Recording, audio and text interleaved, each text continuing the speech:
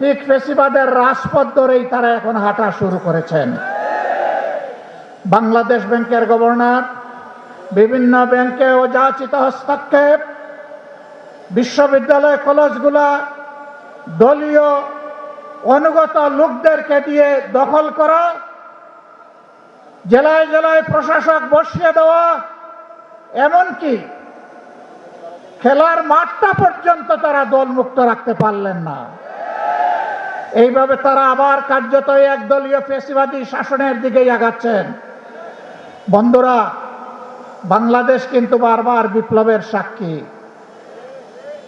আমরা পরিষ্কার বলে দিচ্ছি, হয় আপনারা বিচার নিশ্চিত করুন, না হয় আপনারা যাওয়ার রাস্তা খুঁজে বের করুন। আপনারা যে পথে হাঁটছেন, সংসদে আমরা প্রত্যেকটি বিষয় সেখানে আমরা প্রতিবাদ করছি। 2/3 কিভাবে পেয়েছেন আপনারাই ভালো জানেন, আর দেশের জনগণও জানে, এবং এই ব্যাপারে কিছু রাজ সাক্ষী ইতিমধ্যে পাওয়া গেছে। আপনাদের দলের ভিতর থেকে পাওয়া গেছে, বিগত সরকারের মধ্য থেকেও পাওয়া গেছে।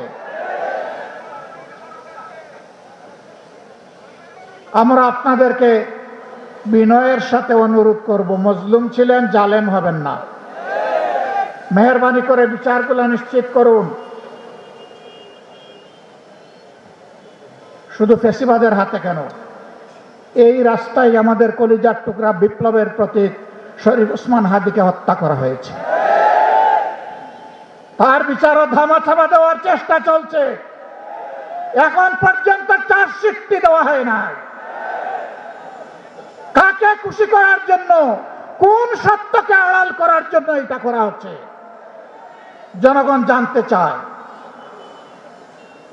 এই 21 তারিখ, মাত্র 2 দিন আগে গাইবান্ধা ইতিমধ্যেই বলা হয়েছে, ছাত্র শিবিরের একজন তরুণ নেতাকে গলাকটে স্পষ্ট দিবালুকে সেই ফ্যাসিবাদী কায়দায় হত্যা করা হয়েছে। হ্যাঁ, হত্যা করে মানুষকে দুনিয়া থেকে বিদায় দেওয়া যাবে, কিন্তু কোনো আদর্শকে খুন করা যাবে না।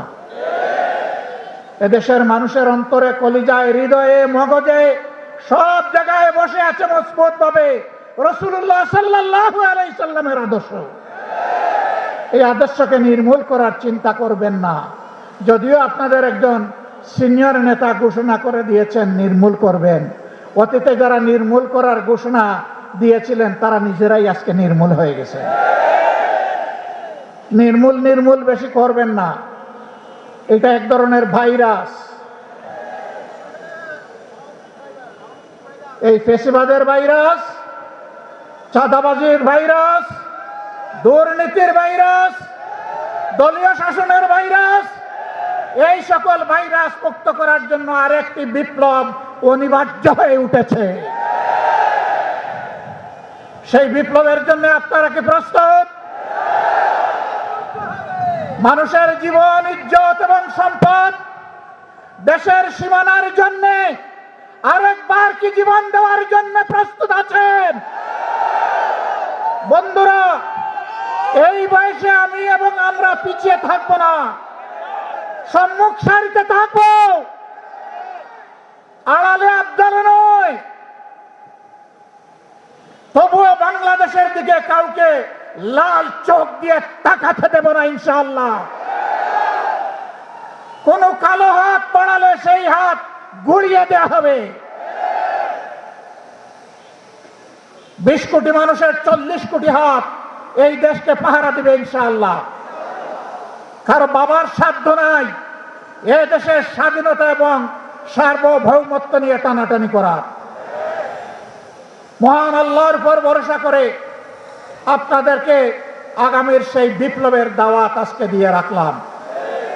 সংসদে যতদিন পর্যন্ত কথা বলার পরিবেশ থাকবে, জাতির স্বার্থে যতদিন পর্যন্ত থাকার দরকার হবে, তার বাইরে আমরা 1 সেকেন্ডও থাকবো না। যেদিন সংসদের প্রয়োজন ফুরিয়ে যাবে, যেদিন মনে হবে এই সংসদে আর কথা বলে লাভ নাই, সেদিন সেই সংসদে খোতাবিজ বলে আমরা বেরিয়ে আসবো। প্রস্তুত থাকুন সেই বিপ্লবের জন্যে। অন্যায়ের সাথে কোনো আপত নয়, নতুন পুরাতন কোনো ফ্যাসিবাদ মানি না। পুরাতন পরিত্যাজ্য, নূতন ঘৃণিত। কোনো ফ্যাসিবাদ মানব না ইনশাআল্লাহ। জীবন যাবে, জীবন একটাই, সেই জীবন যাবে আল্লাহর জন্যে, সেই জীবন যাবে মানুষের জন্য। আল্লাহ হাফিজ। বাংলা